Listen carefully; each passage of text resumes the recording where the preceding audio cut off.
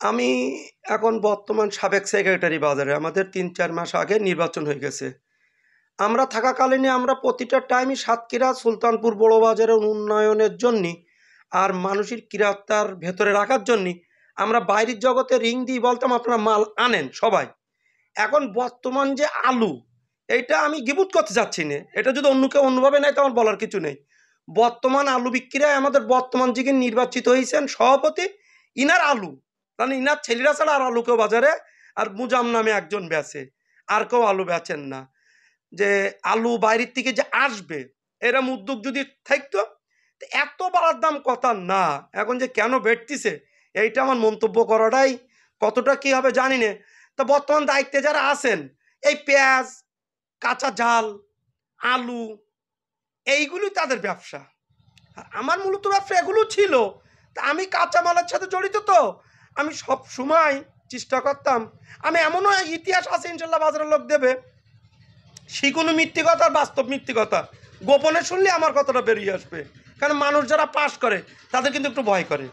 আমি নিজের গাড়ির টাকা দিয়ে লস করি কাঁচা জাল কিনি, মানুষের মাঝে কম দামে বিলি করেছি, যে সরকারের ভাবমুক্তির জন্য নষ্ট নয়।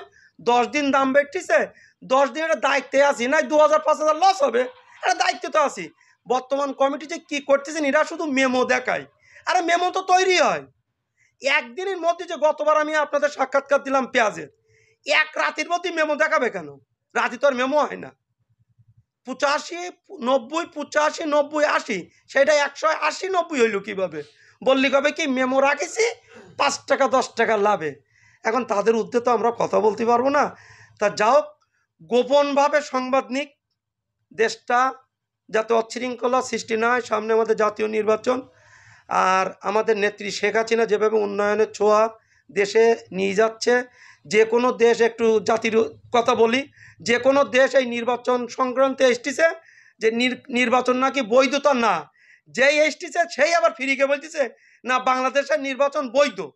তাই কিছু অসাধু দল আছে না, তারা এইগুলো করার জন্য, নেত্রী শেখ হাসিনার ভাবমুক্তি নষ্ট করার জন্য কিছু ব্যবসাদাররা তাদের সাথে আছে, যা আমাদের আমলে পারিনি, ইনশাল্লাহ পারবে না। আমি একটু নতুন আলু খাওয়ার ভালোবাসি খুব। আমি নিজেই মনে করেন 500 আলু 2 দিন করতেছি, যা আমি একদিনই 1 কেজি আলু খাতাম নতুন বলি।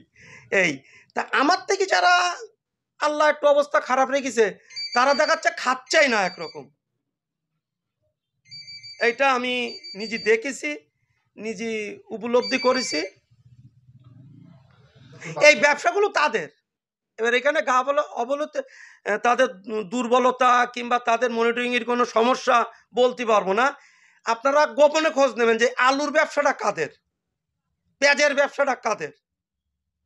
এর থেকে আমি আর কিছু মন্তব্য করবো না, আপনারা বুঝি নেন এইটাই। আর আমাদের আগে সভাপতি সাহেব বাদশা ভাই ছিলেন।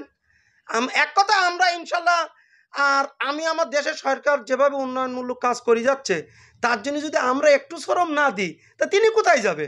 তাই আমরা সবসময় বাজারের উপরে খেয়াল রাখতাম।